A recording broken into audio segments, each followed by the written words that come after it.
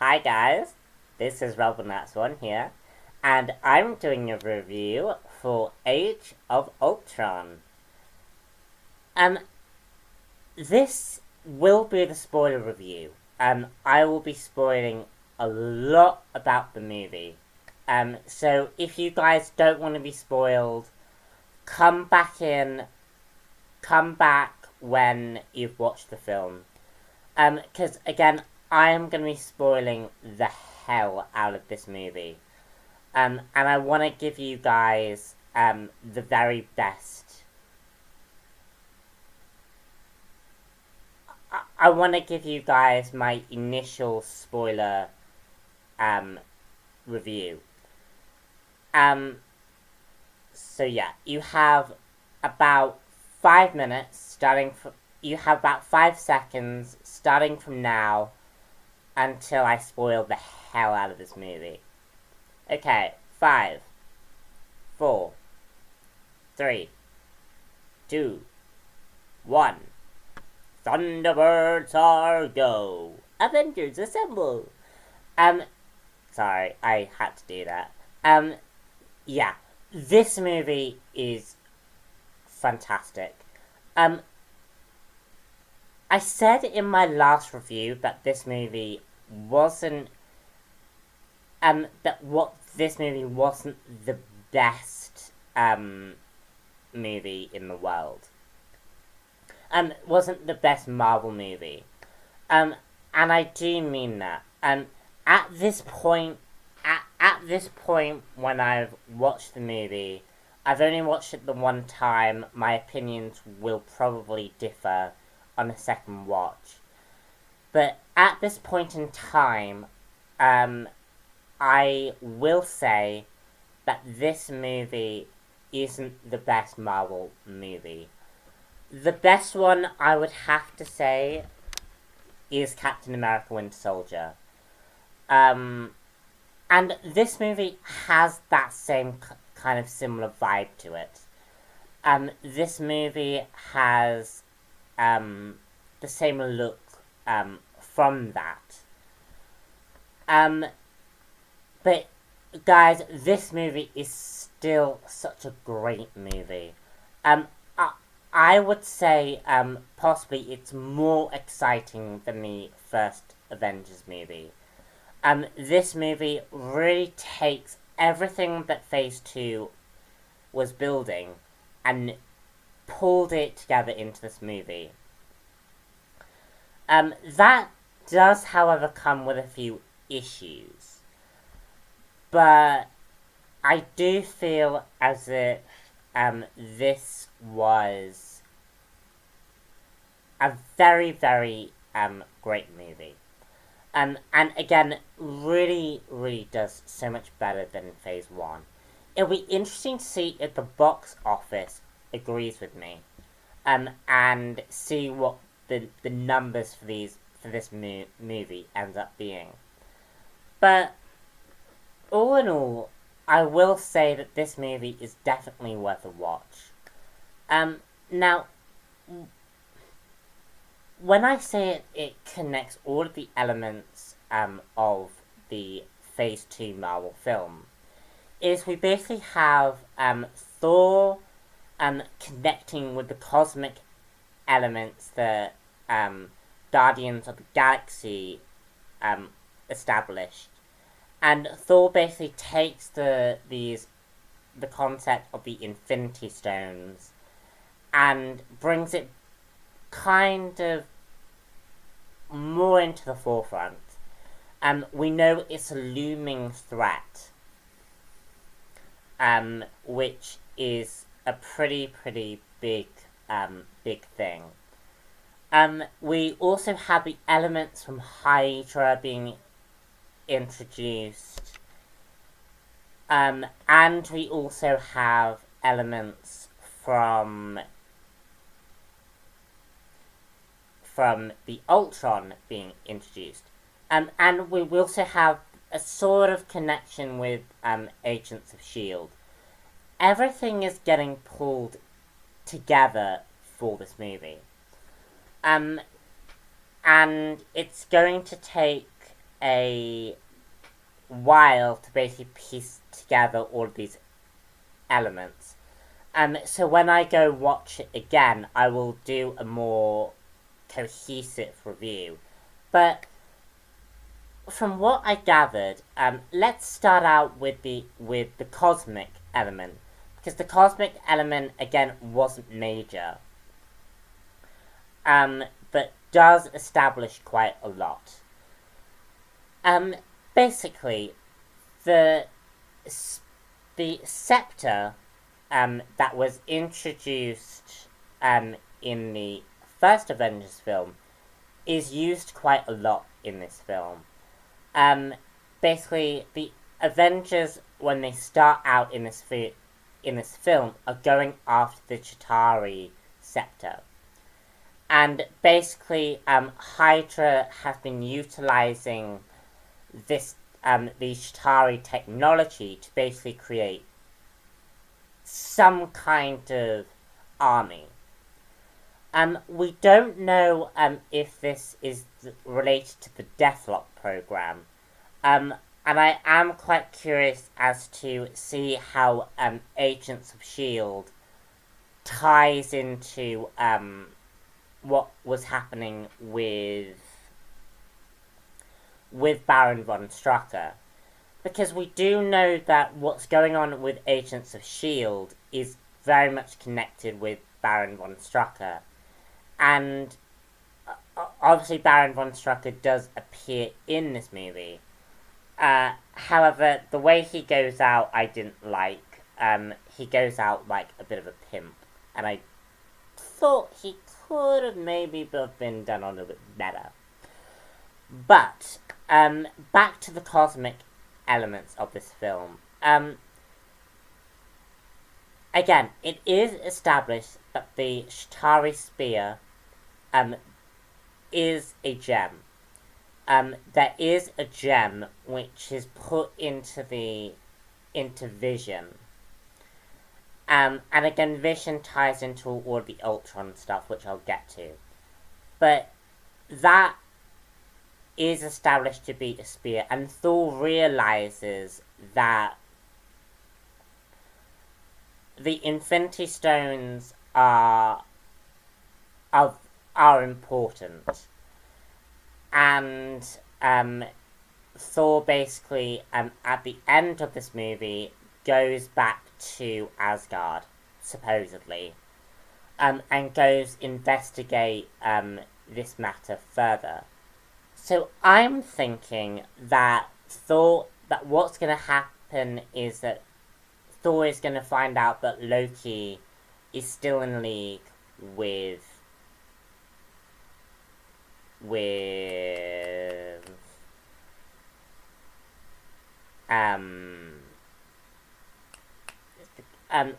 is still in league.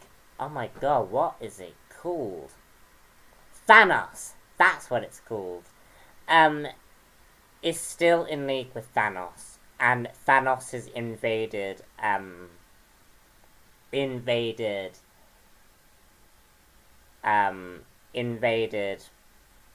Asgard. Because we do see Thanos basically claim the Infinity Gauntlet. And as you guys know, the Infinity Gauntlet did appear in Thor. So all of these elements are really, really important for that movie. I really, really liked the fact that the movie attempted to bring in the cosmic elements to the film. It did kind of convolute the film a little, but it was very, very cool, and again it connects everything up with Ultron, or the Ultron storyline, and with the Vision, which is very, very important. Now let's get on to the Hydra elements, as that is another sort of minor detail. The Avengers, as they start out in this film, are fighting against Hydra. and it's revealed that they have been taking out various Hydra bases. Completely forgetting the fact that Phil Coulson has been doing this well before the Avengers. Again, it kind of makes the Avengers, Age of Ultron feel, and Agents of S.H.I.E.L.D., feel superfluous. But I do like the fact that this Hydra plot is very much important to the main plot. And is very important to Thanos. Is very important to the Ultron plot, as they sort of contribute to creating Ultron. As basically Ultron uses this army to fight against the Avengers.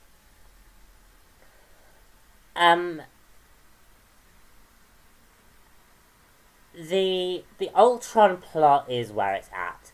This is the main plot of the story. And in terms of how Ultron was created, it was really interesting. Although it's confirmed that Ultron is sort of created with is related to the Chitauri technology. Whatever they did, like whatever Hydra did, created this AI program. And this AI program basically was supposed to be a defense mechanism for the entire globe. And it's revealed that it's not. Ultron basically goes rogue in this movie. Ultron, in terms of a villain, I will say Ultron as a villain is a good villain. He's definitely one of the more better villains, but I couldn't help but feel he's just an evil version of Tony Stark. That's basically all that he is. He's an evil version of Tony Stark. Which kind of does bother me. I would have liked a more sinister, more cynical Ultron. But the way his version of events differs with Vision is really interesting. And I really, really liked how threatening Ultron could be. Because Ultron uses vibranium, which would basically have created sort of something similar to the Terminator franchise. Basically create a world of machines. And that sort of happens, and that's sort of what happens in this movie. But all of the Ultron elements basically is there to establish civil war. And there are many, and there are basically many elements from Civil War that were taken. Sort of the destruction of the town that the Avengers are in, kind of, I believe, will become the centerpiece that lays the groundwork for Civil War. But that element was really, really good. I really liked how the final battle took place. So now we get on to the human aspects. First of all, we just have to briefly talk about S.H.I.E.L.D. Because I want to make a lot of comments about Agents of S.H.I.E.L.D. Related to that. S.H.I.E.L.D. is sort of established as a returning thing. basically elements that were taken from this real shield, or Phil Coulson's shield, returns. We're not really sure if it's real shield or whether it's or whether it's Phil Coulson's shield. And what bothers me about that is Nick Fury heads that up. And it bothers me, and what bothers me is I wish that Nick Fury hadn't been the one to return shield. I wish it had been Phil Coulson. I think it would have been so cool to basically have Phil Coulson be the one who brings back shield in all of its elements and basically re-establish Phil Coulson into the movies. This would have been the way to do it. We could still have had Agents of S.H.I.E.L.D., but make that show relevant. And I do think it's a shame for Agents of S.H.I.E.L.D. that didn't happen. But S.H.I.E.L.D. is established as a returning thing, so there's that. But I loved what they did with Hawkeye. Hawkeye in the last movie felt superfluous. But Hawkeye reintroduced as a thing. Hawkeye established with a family was such a great feeling. And actually, it made me want to see a Hawkeye film. Because I loved the fact that they made Hawkeye have a family. And that was one of my favourite aspects about the movie. I loved the Black Widow and the Hulk relationship. That was one of my favourite... That has got to be one of my favourite relationships so far with Marvel. Because it's such a new relationship, and it was really, really surprising just how great that was. We also have all of the supporting cast from supporting heroes from Iron Man from this movie, and with Captain America Winter Soldier, basically establishing together a new Avengers team. And that was really, really cool. I loved that bit. Yeah, I'm gonna leave it at that, because this movie has gone on for a long while. If you haven't already done so, and I hope you guys are watching these my Marvel Studios reviews. If you haven't already done so, please click the links here. Because I talk about a lot about what connects the movies together, and this is very much a part of these reviews.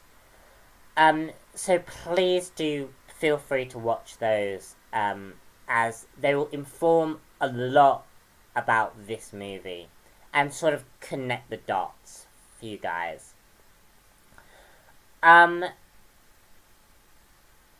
All in all, guys, this movie is a really, really good film and closes the door on a lot of the Phase 1 and Phase 2 elements.